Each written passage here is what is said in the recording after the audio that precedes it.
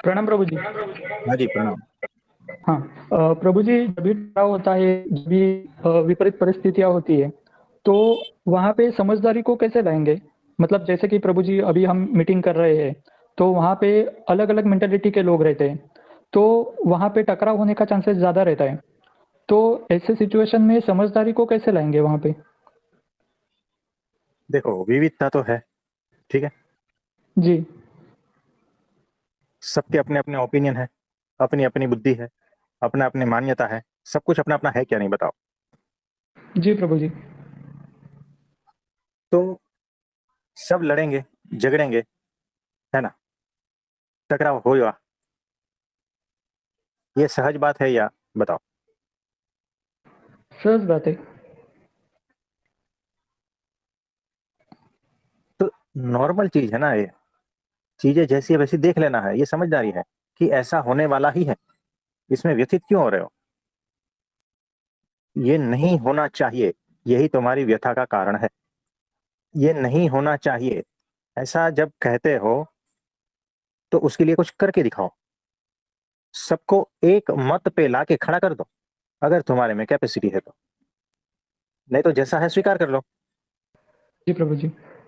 है ना? देखो धूप है, ये सच्चाई है। दोपहर का वक्त है, सूरज को ढाँक के दिखा दो,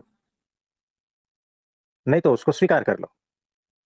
और अगर बच सकते हो तो बच लो, बुद्धि दी गई है ना? उसके लिए, तो बचना है, कोई बात नहीं। इतना तो पता चल गया ना कि सूरज को ढाँक नहीं सकते, वो तो बरसेगा, सूरज तपेगा, धूप बरसेगी, है ना? और जलाएगी भी।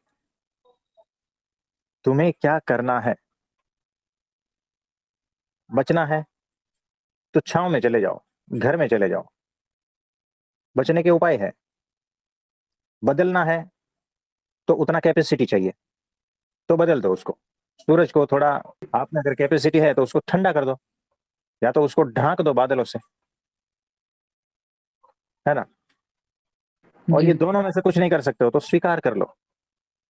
तो हर सिचुएशन में आपके पास 3 ऑप्शन है, या तो सिचुएशन को बदल दो, कैपेसिटी है तो, और सिचुएशन को बदले तो उसके बाद में जो भी कॉन्सिक्वेंसेस है उसको भुगतने के लिए तैयार रहना, ठीक है? क्योंकि आपने एक्शन लिया तो रिएक्शन आएगा ही। तो ये हो गई पहली बात। दूसरी बात, बच लो। बचना चाहते हो बच लो, कुछ नहीं करना चाहते हो तो बच लो, बच के निकल जाओ। तीसरी बात, स्वीकार कर लो, चीजें जैसी है वैसी है, और वो मुझे मंजूर है, बात खत्म। तो इसमें से कौन सा रास्ता आपको अच्छा लगता है बताओ? प्रभु जी इसमें तो समझदारी वाला ही रास्ता अच्छा लगता है, कि ज़्यादा किसी से टकराव नहीं करना है, जो है हम्म। वो एक्सेप्ट करना तो समझदारी पूर्वक बच के निकल लो ना, बात खत्म हो गई। क्यों व्यथित हो रहे हो? वो उसके रास्ते, टकराव के रास्ते, हम अपने रास्ते, परमात्मा के रास्ते, है ना? है। जी, बिल्कुल। चीजें जैसी है वैसी दिख रही है ना, कि टकराव होगा, क्या करोगे बंद करके? बताओ। व्यर्थ समय जाएगा, टकराव वापस उत्पन्न हो जाएगा। तो जब तक ना समझ लोग है, टकराव रहेगा।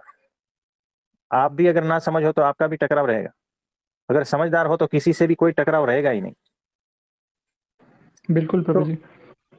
टकराव को टाल देना है, ये सूत्र है। टकराव को टालो, यानी बच के निकल लो। समय, ऊर्जा, सब कुछ बचेगा, है ना? और कुछ जी पूछना प्रभु। चाहते हो? प्रभु जी यही अच्छा मार्ग है, क्योंकि अ, जब हम समझदारी पे नहीं आएँगे तो उसके बाद जो हम किसी को समझा रहे हैं और वो नहीं समझ रहा है, तो टकराव बढ़ता है और उसके बाद हमारा क्रोध भी बढ़ेगा उस समय पे, और फिर आगे का सब बहुत डिफ़िकल्ट हो जाएगा। तो इससे अच्छा है कि समझदारी पूर्वक शांति बैठो। बराबर है, बराबर है। ठीक है। जी प्रभु जी, धन्यवाद प्रभु जी। प्रणाम प्रभु जी। हाँ जी, प्रणाम। बोलिए बोलिए।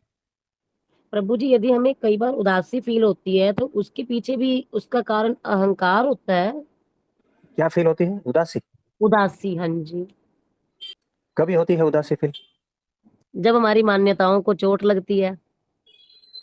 तो उदास हो जाते हो? हम्म। हाँ, तो उसका एक रूप हो सकता है ना, कि हमने जो मान के रखा था हम्म। उसको चोट लगी, वो टूटने लगा, हम्म। तो अहंकार को ही चोट लगी है ना। हम्म। मान्यताओं को चोट इज इक्वल टू अहंकार को चोट।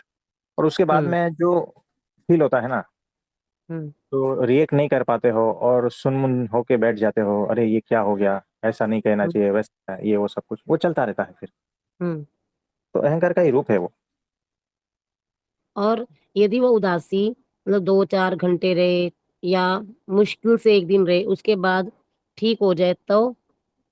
ये होता है, नॉर्मल चीज है। 2-4 दिन के बाद में सब कुछ, ये घाव है अहंकार के ऊपर, एक चोट है, घाव है, वो घाव हम्म। भरना है ना। तो हम्म। वो 1-2-4 दिन में भर जाता है। ठीक है प्रभु जी। और किसी का कोई प्रश्न है तो बताइए। प्रणाम प्रभु जी। हाँ जी, प्रणाम, बोलिए। सवाल नहीं था प्रभु जी, पर वो दोपहर को थोड़ी सी जिज्ञासा हुई थी, उसके बारे में पता चला।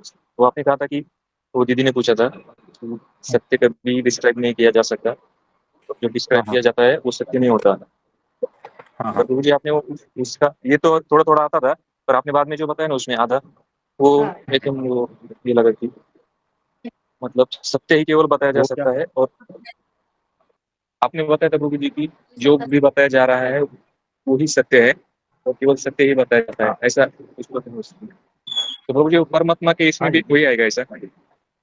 देखो, हम कह रहे हैं जो सत्य है वो बताया जा सकता है जी शब्दों के द्वारा।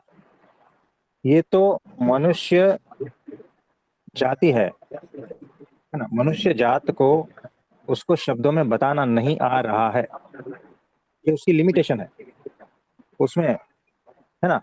तो इसीलिए वो जो कहा गया है ना, वो लिमिटेड सत्य है, कि सत्य को बताया जी नहीं जा सकता शब्दों में।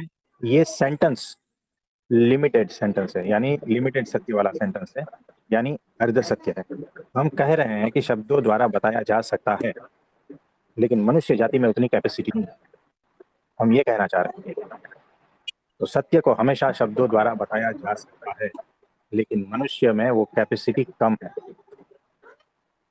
आप समझे, ये पूर्ण सेंटेंस हुआ, जी ठीक है।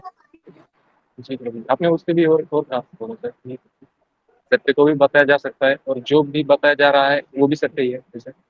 बराबर है, तो मतलब हर तरह से मैं खुला हूं। आप जो भी कहोगे ना उससे विरुद्ध भी मैं खुला हूं, और आपके पक्ष में भी खड़ा हूं, याद रखना। जी हाँ, तो इतना फ्लेक्सिबल है हम। तो कहाँ पकड़ पाओगे हमें अपनी छोटी छोटी मान्यताओं में, अपने छोटे छोटे सत्यों में, है ना। जी प्रभु जी। एक, हाँ जी, और कोई प्रश्न है तो बताइए। प्रभु जी प्रणाम। हाँ जी, प्रशांत भाई। प्रभु जी मैं ये जानना चाहता था कि जैसे हमने मन को पकड़ा हुआ है या मन ने हमको पकड़ा हुआ है? क्या बात है पकड़ा पकड़ी खेल रहे हो आगरा में एक मिनट एक मिनट देखो, तो देखो, आपको लग क्या रहा है कि मन है? मन लगता भी है कभी, मतलब जैसे जब निर्विचार हो जाते हैं तब महसूस भी नहीं होता है, ऐसा है। तो अच्छा, मन को आप पकड़ के दिखाओ अभी, इसी वक्त, और अगर मिल जाए तो हमें बताओ। नहीं, पकड़ने से नहीं मिलता है, वो विचारों के माध्यम से होता है प्रभु जी वो। आप तो कह रहे हो पकड़ के रखा है किसने किसको। तो देखो, जब हम होते हैं ना जी प्रभु तब जी। मन नहीं होता है, जी। और जब मन होता है तब हम नहीं होते। अच्छा। यानी दोनों में से एक मौजूद रहेगा। जी। तो यहाँ पकड़ा पकड़ी का कोई खेल ही नहीं जी। है ना। हम्म, तो मन ही हम है और हम जी। ही मन है। जी। तो अहंकार ये उसी का ही स्वरूप जी प्रभु जी। है ना। मन बुद्धि चित्त अहंकार ये सारा जो है ना, ये उसी का ही जी। स्वरूप है, एक ही इकट्ठा समझ लो। हम्म, तो जब तक ये सारा झमेला है तब तक समझना कि आत्म तत्व नहीं है। बिल्कुल। या तो ये रहेगा या तो आत्म तत्व रहेगा। बिल्कुल प्रभु। तो वैसा है। और पकड़ना यानी मन को पकड़ना, पकड़ने वाला कौन है? वो खुद ही मन है ना। ये विचार किसको आ रहा है? ये मन को ही तो आ रहा है। ये मन से छूटना है, ये विचार मन को ही तो आ रहा है। वही विविध रूप में आपके सामने आता है। ये जो समुद्र में मौजे रहते हैं ना, कितने होते हैं, हाँ वैसे ही मन की ये सारी लहरें हैं। मन की लहरें क्या कहती है पता है? एक लहर उठती है, मुझे अमन की स्थिति चाहिए। दूसरी लहर उठती है, मैं मन को कंट्रोल करना चाहता हूँ। तीसरी लहर उठती है, मन जैसी कोई चीज ही नहीं है। चौथी लहर उठती है, ये मन सब जगह फैला हुआ है। जैसी अलग अलग लहरें हैं और यही सारा खेल कर रही है ना। और हम सोच रहे हैं कि अरे वाह, मैं मेडिटेशन करूंगा और मन से पार चला जाऊंगा। ये मन ही कह रहा है। जी जी और प्रभु जब जी। जब अमन की स्थिति आती है ना, तो यही मन घबराता है और ये सारा कुछ छोड़ के भागता है। बहुत बारीक खेल है, समझना। तो इसके चक्कर में नहीं फंसना है। जी प्रभु जी। तो ये हमें आपके चक्कर में ही फंसना है बस। ये बड़ी बात है, अद्भुत बात है।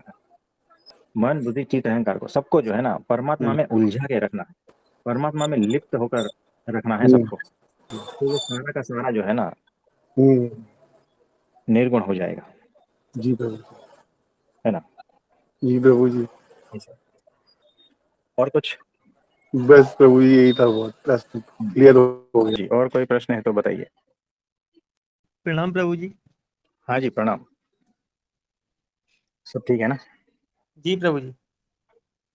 प्रभु जी, जब अशांति होती है तभी प्रश्न आते हैं प्रभु जी। बराबर है।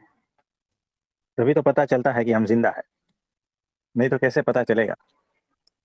देखो, अशांति ही प्रश्न लाती है और प्रश्न ही अशांति लाता है।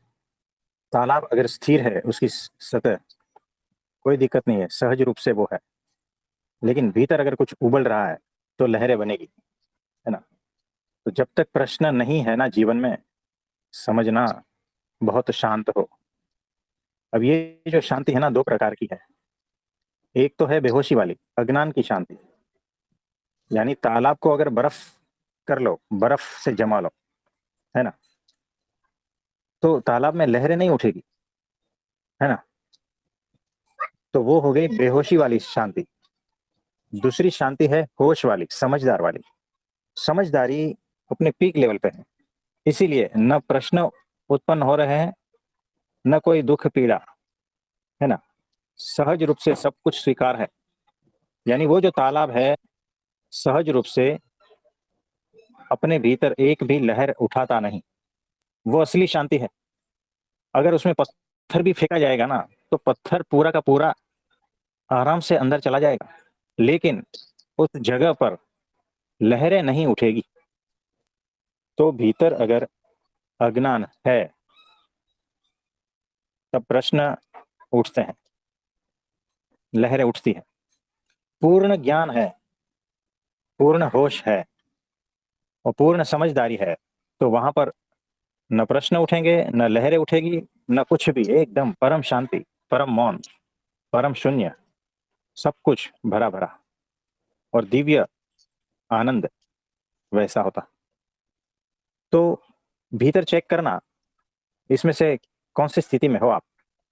प्रभु जी, इसमें तो यह है कि जैसे साक्षी में प्रभु जी सारी चीजें दिखती हैं आती हुई,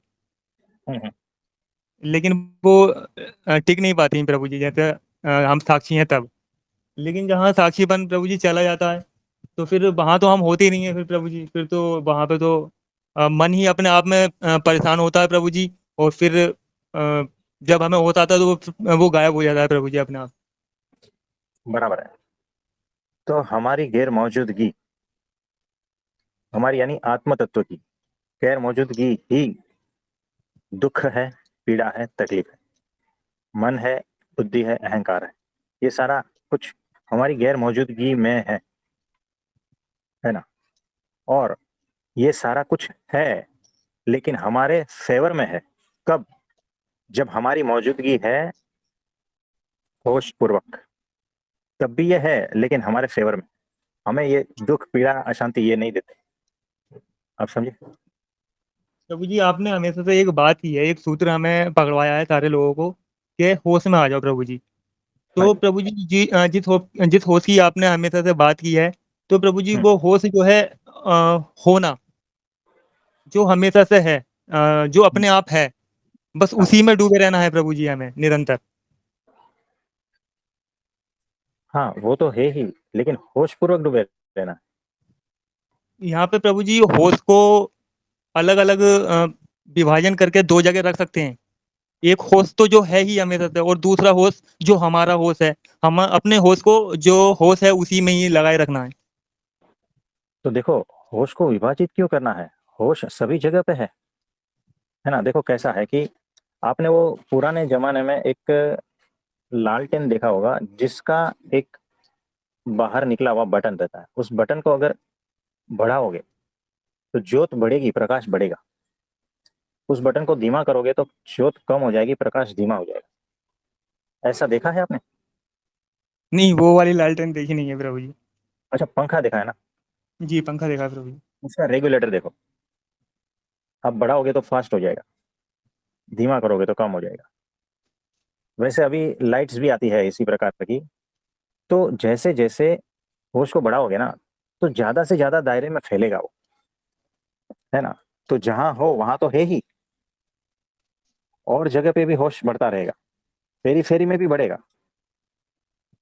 यानी जिस स्थिति में मैं मौजूद हूं वहां तो होश पूर्वक हूं ही मैं, लेकिन मैं मन बुद्धि चित्त अहंकार में भी होश पूर्वक हूं, उसकी हर क्रियाओं में भी होश पूर्वक हूं, और शरीर के तल पर भी होश पूर्वक हूं। आप समझ रहे हो? जी प्रभु जी। यानी वो वॉल्यूम मैंने बहुत बढ़ा दिया होश का, तो हर जगह पे अब होश होने लगा रहा है। आप समझे? जी प्रभु जी। तो ऐसा है, धीरे धीरे प्रैक्टिस से ये बढ़ेगा। प्रभु जी ये वर्तमान स्थिति की बात चल रही है ये। हाँ, वर्तमान बराबर है। प्रभु जी यही सत्य है, बस इसी में टिकना है हमको निरंतर। हाँ जी, क्योंकि वर्तमान क्षण ही मायातीत है ना। प्रभु जी इसमें जैसे मायातीत है, बात की अभी आपने, तो हाँ मायातीत और गुणातीत एक ही चीज है प्रभु जी, या इसमें भिन्नता है कुछ? हाँ, वही है। देखो, वर्तमान क्षण ही मायातीत है। क्यों? क्योंकि वो समयातीत है ना, समय से बंधा हुआ नहीं है। वर्तमान क्षण सिर्फ है बस।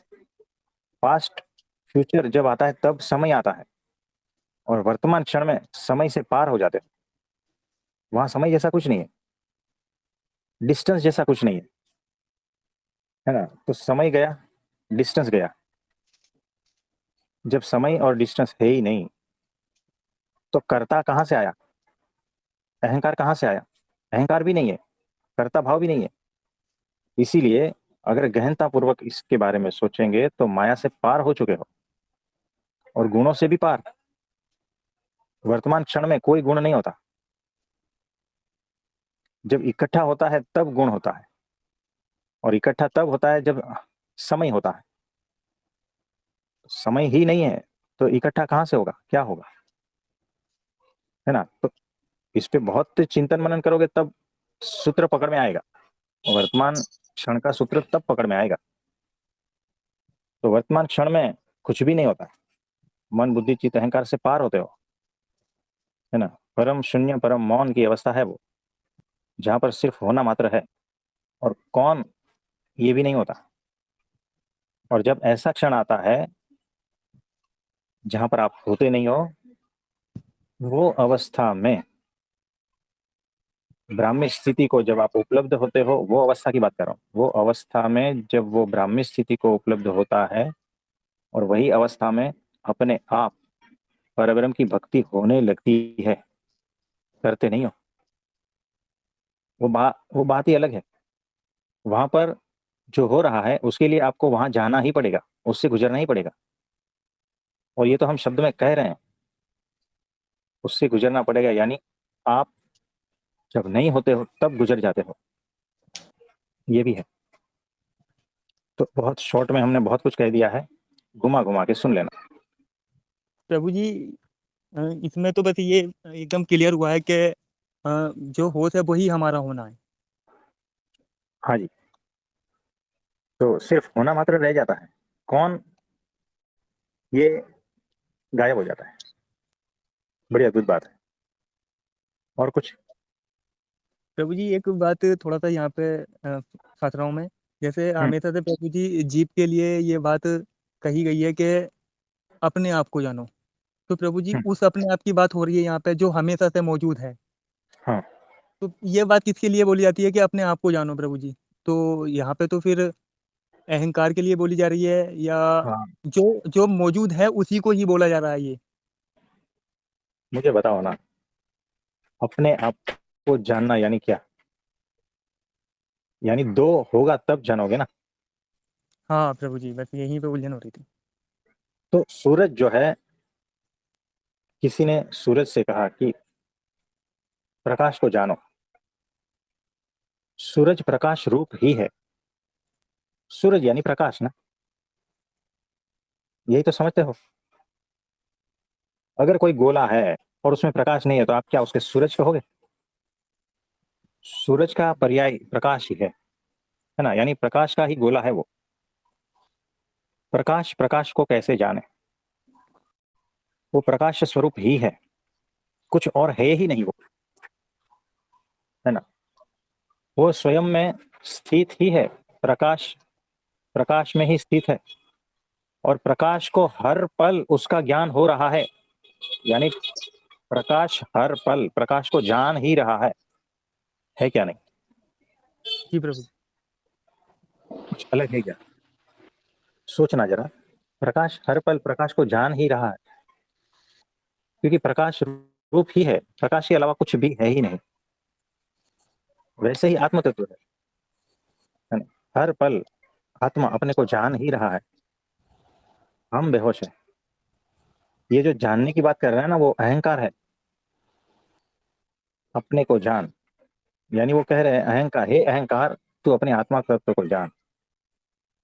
अब ये जो अहंकार है वो तो धुआं है, धुआं, बादल है, उसका अस्तित्व ही नहीं है। क्या जानेगा? यानी अंधकार को मैं कह रहा हूं, हे अंधकार तू प्रकाश को जान। तो अंधकार खुद, उसका अस्तित्व कहाँ है? प्रकाश की गैर मौजूदगी को ही अंधकार कहते हैं, बाकी अंधकार का अपना कुछ है ही नहीं। तो इसीलिए लोग यहाँ पर कहते हैं ना कि तू खुद को जान। तो जानने जाओगे ना तो प्रकाश ही मिलेगा, और उस प्रकाश में अंधकार खो जाएगा। तो अंधकार जब प्रकाश को जानने जाता है तो क्या पाता है? तो अहंकार जो है आत्म तत्व को जानने जाता है। तो आत्म तत्व को जब जानने जाता है तो अहंकार खत्म हो जाता है, क्योंकि आत्मा के प्रकाश में अहंकार टिकता नहीं। तब जाके जो होता है ना, उसी को ही आत्मज्ञान कहते हैं। यानी अंधकार जब प्रकाश को जानने जाता है तो जो बचता है, क्या बचता है? प्रकाश ही बचेगा अल्टीमेटली, है ना। तो जब प्रकाश ही प्रकाश बचेगा, वैसे आत्मा ही आत्मा बचेगा, और प्रकाश ही अपना ज्ञान ले रहा है हर पल, वैसे ही आत्मा ही अपना ज्ञान ले रहा है हर पल। तो आत्मज्ञान में ही हो आप सभी इसी वक्त। आप एक क्षण के लिए भी कभी भी विचलित नहीं हुए थे आत्म तत्व से। हम सूरज को कह रहे हैं कि तुम्हें प्रकाश रूप होना है, तुम्हें प्रकाश का ज्ञान करना है।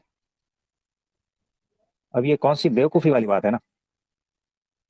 सूरज प्रकाश रूप ही है, हर पल उसको अपना ज्ञान हो ही रहा है। प्रकाश का ही ज्ञान हो रहा है ना, उसको और कुछ ज्ञान हो रहा है क्या? प्रकाश का ही तो ज्ञान हो रहा है उसे। वैसे ही हमारे भीतर, ये तो कहने की बात है, शब्द की बात है, लेकिन आत्म तत्व का ही ज्ञान हो रहा है। स्वयं को स्वयं का ही ज्ञान हो रहा है हर पल। अब ये थोड़ा जो है ना, शब्द का उलझन है। स्वयं को स्वयं का ज्ञान यानी क्या? दो होना पड़ता है ना, स्वयं दो कैसे होगा? इसीलिए फिर वहां से शब्द कम बढ़ जाते हैं, एक स्थिति बन जाती है, एक स्थिति आ जाती है। तो इसीलिए कहते हैं कि प्रकाश रूप हो जाना, आत्म रूप हो जाना, आत्मा में स्थित हो जाना, इसी का यही मतलब होता है। उसी का ही तो ज्ञान हो रहा है ना हर पल, लेकिन हम बेखबर है। होश में आओगे तो सारा कुछ पता चल जाएगा। और कुछ पूछना चाहते हो? नहीं प्रभु जी, ये तो अब पूरा क्लियर हो गया है प्रभु जी। तो घुमा घुमा के सुन लेना। और किसी का कोई प्रश्न है तो बताइए। प्रभु जी इसमें थोड़ा पूछना था, अभी कहा हाँ आपसे। बोलिए। प्रभु जी फिर प्रकाश के होने में और अपने आत्मरूप होने में क्या फर्क है? एक ही चीज है, एक ही चीज है। जैसे सूरज में प्रकाश है और सूरज प्रकाश का पर्याय है। सूरज ही प्रकाश है और प्रकाश के अलावा और कुछ भी नहीं है। प्रकाश ही प्रकाश है ना, सब कुछ। वैसे ही आत्मा है, आत्म रूप ही है सब कुछ। आत्मा में ही स्थित हो ऑलरेडी। तो सूरज यानी प्रकाश, वैसे ही आत्मा, ये दोनों को सेम कंपेयर करके देख लेना, है ना। और अंधकार यानी अहंकार, अज्ञान, मन बुद्धि चित्त अहंकार, तो एग्जैक्टली कंपेयर करके देखना। और ये क्या चल रहा है ना खेल, तो आप बहुत ही नजदीक पहुंच जाओगे। तो क्लिक हो जाएगा आपको। आपके लिए ये होमवर्क है, और जिस दिन क्लिक हो जाएगा हमें बता देना, ठीक है। जी प्रभु जी। तो प्रभु जी फिर इसमें जड़, तो फिर शून्यता में और इसमें क्या फर्क है मेरे मन में? प्रभु जी मैं ये पूछ रहा था, आपने जैसे कहा मैं भाई से कि प्रकाश रूप होना, प्रकाश का प्रकाश रूप होना और हमारा आत्मा का, हमारा आत्मा रूप होना, ये हाँ एक ही है। तो प्रभु जी प्रकाश भी अपने आप को उसका जाना जा रहा है। अब जब मैं भी आत्मरूप हो रहा हूँ बिना समय और काल के, मतलब हम्म अहंकार नहीं है उसमें कुछ भी, तो हम्म। फिर वो एक ही हो गया ना। तो फिर मेरे और पेड़ के होने में फिर क्या फर्क रह जाएगा? इसलिए नहीं देखो, प्रकाश जो है ना, और सूर्य, वहाँ चेतना अलग है, और हम जो है वो चैतन्य स्वरूप है। तो हमारे भीतर ये जो मैंने है ना एग्जांपल कंपेयर करने के लिए दिया है कि इस तरह से आप जाओ इस रास्ते से तो थोड़ा क्लिक होगा। हम चैतन्य तत्व है, तो वहां पर होश पूर्ण रहेगा। प्रभु जी यहाँ पे अहंकार ही नहीं है, तो पेड़ का मतलब एग्जांपल कुछ, कैसे, मुझे बताओ, इसमें क्यों लाए हो? पेड़ को बीच में क्यों लाए हो? मतलब जैसे प्रकाश का स्वयं को जाना जाना और हम्म किसी भी वस्तु का स्वयं को हम्म। जाना जाना, हाँ तो उसमें मुझे फर्क नहीं दिखाई दिया प्रभु ने। फिर मेरा भी, मैं वही लेकर चल रहा हूँ कि मुझ में भी अहंकार नहीं है, मैं भी समय समय और दूरी नहीं है, तो मैं भी फिर हमारी चेतना में फर्क क्या रह जाएगा? फिर वो क्या बचेगा फिर बराबर। उसमें, जब मैं आत्मरूप होता हूँ तो हाँ क्या बचेगा जो जानेगा? एग्जैक्टली बराबर है ना। तो ये सारा भ्रम है कि मैं खुद को नहीं जान रहा हूँ। हर पल जान ही रहा हूँ, हर पल आत्मज्ञान ही हो रहा है, और हर पल मैं आत्मा में ही स्थित हूँ। लेकिन कुछ भ्रम की वजह से, कुछ मान्यता की वजह से मैं वहां से थोड़ा दूर हट गया हूँ। मतलब बेहोशी इतनी छा गई है ना कि वहां से हट गया हूँ। बाकी तो वही हो रहा है। पेड़ को पेड़ का ज्ञान हो रहा है, सूर्य को सूर्य का ज्ञान हो रहा है, आकाश को आकाश का ही ज्ञान हो रहा है। लेकिन मनुष्य जो है ना, वो कुछ ऐसा प्राणी है कि दूसरी जगह भटक रहा है। मन बुद्धि चित्त अहंकार ये सब में भटक रहा है। बाकी ज्ञान तो उसको भी हो रहा है, उसका आत्मा का ज्ञान उसको हो ही रहा है, लेकिन बेखबर, स्थित कहीं और है, स्थित आत्मा में नहीं है। यानी कि उसका होश कहीं और है, उसकी होशी कहीं और है ना। इतना ही फर्क है। बाकी अगर सही तरीके से आप जिस तरह से जा रहे हो उस तरह से आप जाओ, कुछ क्लिक हो जाएगा। प्रभु जी जब मैं आत्मरूप होता हूँ तो मेरे होने में और दूसरे के होने में, चेतना में, जब दोनों हम्म आत्मरूप होते हैं हम्म। तो फिर वो अलग कैसे दिखता है, उसका चेतना मेरा चेतना?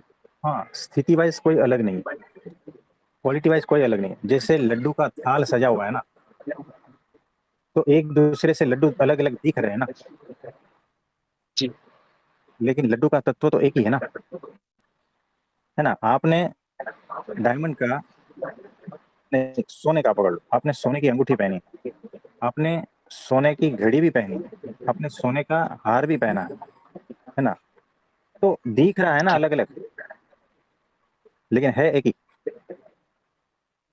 वैसे एक थाल में जो लड्डू है 50, अगर लड्डू में समझ में नहीं आता तो मोदक समझ लो, अभी गणपति के, तो मोदक अलग अलग जी 50 दिख रहे है ना। वैसे ही मेरे में, पेड़ में और पत्थर में, उस दृष्टि से अगर देखे तो कोई भेद नहीं है, कुछ और दृष्टि से देखे तो भेद है ना, यही। जी प्रभु जी, इस पॉइंट को क्या हम इस तरह से भी समझ सकते हैं कि मैं जिस भी योनि में जाती हूँ तो उसके ही गुण धर्म को अपनाती हूँ, और क्योंकि मैं अनंत जन्मों से ऐसा कर रही हूँ तो मैं अपने रियल स्वरूप को भूल गई हूँ। तो ये इसी प्रकार से एग्जाम्पल के लिए कि पानी है, अगर उसे ग्लास में डाला जाएगा तो वो ग्लास का आकार लेता है, कटोरी में डाला जाएगा तो कटोरी का आकार लेता है। लेकिन अगर पानी स्वयं को गिलास या कटोरी समझने लगे तो यही अज्ञानता है, वो अपने स्वरूप को भूल जाता है। क्या यही जो ये बातचीत का सार है वो ये है? हाँ बराबर है, एग्जैक्टली यही है। प्रभु जी, इसमें फिर वो अंतर कैसे आ सकता है? आप जब आप आत्मरूप हो रहे हैं, मैं आत्मरूप हो रहा हूँ, तो उसमें तो ऐसा नहीं आएगा ना, थोड़ा आत्मरूप, ज्यादा आत्मरूप, तो वो पॉइंट पे एक ही आएगा फिर।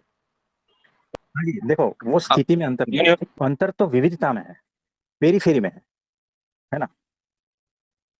अंतर पेरीफेरी में है कि आपकी पेरीफेरी अलग है, यानी कि उमेश भाई की सोच, उमेश भाई का ढांचा, उमेश भाई का शरीर ये अलग है, और राजेश भाई की सोच, राजेश भाई का मन बुद्धि चित्त अहंकार, राजेश भाई का शरीर, ये सारा कुछ अलग है। ये पेरीफेरी है, पेरीफेरी में हमेशा अंतर रहेगा, लेकिन जैसे जैसे सेंटर पे खिसकते जाओगे सबका सेंटर एक ही मिलेगा, है ना? आत्मा रूप होने के बाद में हमारी सोच कैसे बचती है प्रभु जी? वो तो वैसे भी जीरो ही होने वाली है ना मेरी देह। कुछ नहीं बचता, तो फिर लेकिन फिर वहां प्रवेश होता है ना, जब आप आत्मरूप हो जाते हो वहां कुछ नहीं, वहां से आपका प्रवेश कहाँ पर होता है? अहंकार में, मन बुद्धि चित्त में, फिर धीरे धीरे शरीर में, है ना। वैसे जैसे जैसे प्रवेश होता जाएगा वैसे वैसे आप बाहर की ओर बढ़ते जाओगे। तो मैं तो अपने में स्थित हूं, लेकिन ये जो मेरी उंगली चल रही है ना, वो वहां से कंट्रोल हो रही है, शरीर तक आके हिला रही है। जैसे स्विच बोर्ड है, वहां से अगर स्विच दबाता हूं तो लाइट पंखा चालू हो जाता है। तो स्विच बोर्ड जो है वो आत्म स्थिति है। जी प्रभु जी। तो सेंटर और पेरिफेरी ये कोई हमारा उसमें है ना, तो वो भी सुन लेना। प्रभु जी, जितने भी आत्मरूप हुए आज तक, हाँ जितने भी आत्मरूप हुए हैं, वो हाँ, केंद्र में है, उस केंद्र में, एक वो ही उस केंद्र में। केंद्र में ही है, हाँ उस केंद्र में ही है, और उस रूप ही मैं हूँ। तो सब आत्मा रूप ही है, किसी को पता चल जाता है, किसी को नहीं चलता है, बस उतना फर्क है। जैसे जैसे होश बढ़ेगा तो पता चलता जाएगा और उसमें स्थित हो जाते हैं। तो कोई अपने अहंकार में स्थित होता है, कोई अपने मन में स्थित होता है, कोई बुद्धि में स्थित होता है। जो जहां स्थित होता है वहां का सेंटर एक्टिव होता है, आप समझे। कोई विचारों में स्थित होता है तो विचार विचार ही चलता रहता है। कोई अहंकार में स्थित हो गया है ना, तो उसके हिसाब से गुणधर्म दिखाता रहता है। और कोई आत्मा में स्थित हो गया है तो आत्मस्थिति वाला व्यक्ति देखो वो कैसे बिहेव करता है, आप समझे। बस यही है और कुछ नहीं है। तो होश पूर्वक, समझदारी पूर्वक जब आप जागृत हो जाओगे तो पता चलेगा कि स्थित कहाँ होना है, आत्मा में स्थित होना है या अहंकार में। जहां चाहो वहां स्थित हो सकते हो आप। कोई बेहोशी में स्थित हो गया है, यानी बेहोशी पूर्वक, कोई शरीर में स्थित हो गया है, कोई अहंकार में स्थित हो गया है, कोई कहीं स्थित, है ना। और कोई होश पूर्वक वहां स्थित हुआ है, कोई आत्मज्ञानी होश पूर्वक शरीर में स्थित हुआ है तो शरीर के भाव दिखाएगा, मन के भाव दिखाएगा, मनुष्य चरित्र दिखाएगा। तो वो होश पूर्वक दिखा रहा है, बेहोशी में नहीं दिखा रहा है, याद रखना। वो होश पूर्वक दिखा रहा है, होश पूर्वक तो वो आत्मा में ही स्थित है। तो प्रभु जी, आत्मरूप होने के बाद में, आत्मा में स्थित होने के बाद में, वो हम आगे की भक्ति करते हैं, ऐसा करते हैं। हाँ, उसके बाद में है ना ब्राह्मी स्थिति, आत्मारूप हो जाते हो, उसके बाद में अक्षर ब्रह्म के साथ में एक रूपता चाहिए। सिर्फ आत्मस्थिति आत्मज्ञान से कुछ नहीं होगा, उसके बाद में अक्षर ब्रह्म रूप होना है, और उसके बाद में वो परब्रह्म की भक्ति, वो सारा होता रहेगा। फिर धीरे धीरे एक बार उसमें आ गए ना स्थिति में, फिर सारा कुछ होता रहेगा। जी प्रभु जी, वही वही सवाल वो आ रहा था, वही सवाल में समझ नहीं आता। मतलब आत्मरूप तो बहुत बाकी के भी होते हैं, सभी होते हैं, और वो सब अगर एक ही केंद्र में आके स्थित होते हैं तो फिर हम अक्षर ब्रह्मरूप होके परब्रह्म की इधर जाएंगे, कुछ शून्यता में कुछ उधर ही रुकेंगे। तो फिर ये कैसे हो पा रहा था, ऐसा पूछना चाहता था मैं। एक ही केंद्र से अलग अलग तरफ कैसे जाया जा सकता है? जैसे कोई जैसे निराकारवादी है, वो भी आत्मरूप हो सकता है ना प्रभु जी? हाँ जी, तो आत्मारूप तो हुआ जाता है, लेकिन उसके बाद में मुक्ति मोक्ष ये बात अलग होता है ना। आत्यंतिक कल्याण, टेम्पररी मोक्ष, ये सब अलग अलग चीजें, वो उसके बाद की यात्रा है। एक बार प्लेटफॉर्म पे पहुंच गए, आत्मस्थ यानी आप प्लेटफॉर्म पे पहुंचे, फिर आपको कौन सी ट्रेन पकड़नी है वो बात अलग है ना। ठीक है प्रभु। प्रभु जी, इसमें वो साकार रहता है जो चेतना है, वो हम निराकार नहीं देखते उसको ना, अलग अलग से। देखो वो दिखता है, फिर पहले वहां पहुंचते हैं, उसके बाद में पता चलता है उसकी गति कैसी है ना, और उसको संबंध किसका हुआ है, उसके हिसाब से वो आगे बढ़ेगा। जी प्रभु जी। हाँ जी, प्रभु जी, यही समझ में आया कि फिर केंद्र में पहुंच के भी वो जर्नी एंड नहीं हुई फिर। हाँ, तो अभी तो केंद्र सिर्फ तक। केंद्र में पहुंचे हो, अभी तो सिर्फ प्लेटफॉर्म पे पहुंचे हो। तो आत्मस्थिति इज इक्वल टू प्लेटफॉर्म पे पहुंचना, लिख लेना। ट्रेन तो अभी पकड़नी है, या वहीं रुकना है, या आगे जाना है, या ट्रेन मतलब कौन सी ट्रेन में बैठना है उसके बाद में डिसाइड होगा। और वो मैं भी नहीं कर सकता मैं डिसाइड प्रभु जी, क्योंकि मेरा अभी फिर कुछ है ही नहीं अहंकार, और उसमें कुछ मेरा बचा ही नहीं पहले वाला। हम्म, उसके बाद का जो है ना, वो तो आपको कहाँ जाना है, आपको वापस इसी लोक में आना है या कुछ और। मतलब देखो, आत्मा में स्थित हो, इसका ये मतलब नहीं है कि आप माया से पार हो चुके हो। यानी आपके गांव में स्टेशन है, आपका गांव पूना है ना, और रेलवे स्टेशन आपके गांव में है, पूना में। आप अपने गांव में जहाँ घर है वहां से आप निकले हो और प्लेटफॉर्म पे पहुंचे हो। मुझे बताओ कौन से गांव में हो आप? पुणे में ही होता पूना में ही हो ना। याद रखना, आत्मज्ञान वो है, आत्मस्थिति वो है। यानी हो अभी भी माया में, आपको ट्रेन पकड़नी है मायातीत वाली, वहां जाना है, अक्षर ब्रह्म वाली, है ना। तब जाके आपकी असली यात्रा स्टार्ट होती है।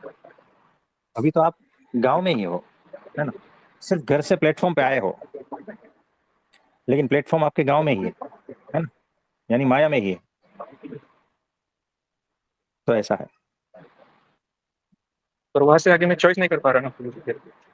मेरा अगर सब वहां छूट से गया है आगे पीछे केंद्र में स्थित हो। देखो, जी। क्योंकि माया में ही पसंद कौन करोगे, आप ही हो ना, माया में ही हो ना। आपको केंद्र में अपने, स्थित होने के बाद हाँ, आपके गुरु ने बता दिया कि प्लेटफॉर्म पे आ जाओ, बस मजा आ जाएगा, और उसके बाद में फिर अपने घर पे लौट जाना। फिर कोई दूसरा गुरु जी बताता है, अरे प्लेटफॉर्म पे ही रुक जाओ, बस यही अंतिम है, ट्रेनें तो आती जाती रहेगी। तो भाई प्लेटफॉर्म पे ही रुक गए, यानी है कहाँ, माया में ही है, अपने ही गांव में है, कहीं नहीं पहुंचे। अंतिम मुक्ति तो मायातीत हो जाना है, यानी पूना से बाहर चले जाना, वापिस पूना में आना ही नहीं, ऐसा। कुछ समझ में आ रहा है? जी प्रभु जी। प्रभु जैसे मुझे जैसे थोड़ा सा लगता था ना कि पहले आपने बताया था आत्मरूप होना मतलब वो अंतिम पायरी नहीं है, पर आज अब सोच रहे तो आत्मरूप होने के बाद में, आत्मा का ज्ञान होने के बाद में, और सारे आवरण गिरने के बाद में भी हम्म, मैं पहुंच नहीं पा रहा था, क्योंकि वहां पे जाके भी मुझे नहीं पहुंच पा रहे हो, तो। क्योंकि देखो आज तक प्लेटफॉर्म पर आकर कोई भी गुरु अक्षर ब्रह्म अक्षरधाम की कोई ट्रेन पकड़े ही नहीं, इसीलिए उसे पता ही नहीं है कि अब आगे कौन सी ट्रेन पकड़नी है। तो सब वहां रुक गए। प्लेटफॉर्म पे आके कोई निराकार में, वहां अलग अलग बोर्ड दिखे, निराकार, परम शून्य, परम मौन, ये सारे बोर्ड प्लेटफॉर्म पे लगे हुए है ना। तो वहां अटक गए, बहुत प्रकाश दिखा प्लेटफॉर्म पे आके, हाँ कोई बात नहीं, वहां रुक गए। तो वो सभी गुरुओं ने अपने अपने शिष्यों को बता दिया कि यहाँ पर आके रुक जाना, ये अंतिम है। तो आप भी वैसे ही माइंडसेट लेकर आते हो ना, कि प्रकाश दिखे तो रुक जाना, परम शून्यता आएगी तो रुक जाना, बहुत आनंद आने लगेगा तो रुक जाना, है ना, स्थिति पा ली, बस यही चल रहा है। तो प्लेटफॉर्म पे पहुंच गए, अब क्या? तो जब तक अक्षर ब्रह्म सत्पुरुष आपके जीवन में नहीं आएंगे ना, तब तक आपका ये जो मार्ग है ना आगे का दिखेगा नहीं, आपको बताएगा ही नहीं, पता ही नहीं चलेगा कि आपको जाना कहाँ है। हाँ प्रभु जी, मैं वही बोल रहा था, मतलब हाँ। अगर मैं सब छोड़ के वहां तक पहुंचे, हम बहुत सारे लोग पहुंचे वहां पे, कोई शून्यता से आया है, कोई निराकारवाद से आया है, सब प्लेटफॉर्म हाँ। पे बैठे हैं। और प्रभु जी मैं भी अगर वहां गया हूँ ना, तो मैं भी सब छोड़ के आया हूँ ना घर को, मुझे अब नहीं पता आगे का क्या। खाली हाँ। मुझे इतना पता है कि मैं प्लेटफॉर्म पे आया हूँ, यहाँ तक मुझे नॉलेज है। हाँ। पर तो फिर वहां से आगे फिर वो गुरु ही देखेंगे। वो अक्षर ब्रह्म सत्पुरुष ही आपका सारा कुछ कर देगा, है ना। जी जी। तो ऐसा है, ठीक है। प्लेटफॉर्म तो नहीं पहुंचे, पर अभी घर से तो निकल चुके प्रभु जी, सब यहाँ भी पहुंचे।